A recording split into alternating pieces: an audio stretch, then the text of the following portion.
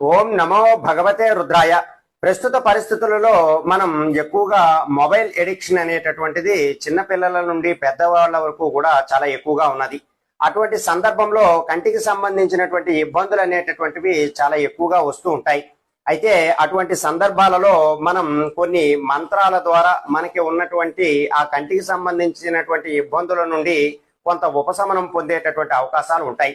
అయితే ఆ మంత్రం ఏమిటి అంటే ఇది గరుత్మంతుడి యొక్క మంత్రము. ఆ మంత్రం ఓం నమో భగవతే అక్షిరాజాయ గరుత్మంతాయ మాం చక్షురోగాన్ శమయ శమయ స్వాహ.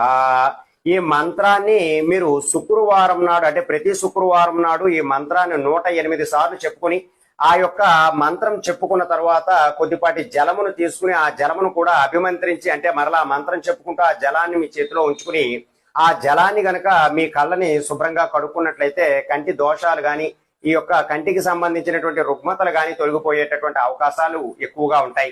అయితే ఈ యొక్క మంత్రము పక్కవారి కోసం కూడా ఈ మంత్రము చేసి, అంటే పిల్లలకి వారు చేసుకోలేరు కాబట్టి పెద్దవాళ్ళు ఈ మంత్రాన్ని అంతా కూడా చదివి ఆ పిల్లలకి కళ్ళ అవి తుడిచినట్లయితే వారికి ఖచ్చితంగా కంటికి సంబంధించినటువంటి ఇబ్బందులన్నీ కూడా తొలగిపోయేటటువంటి అవకాశాలు ఎక్కువగా ఉంటాయి.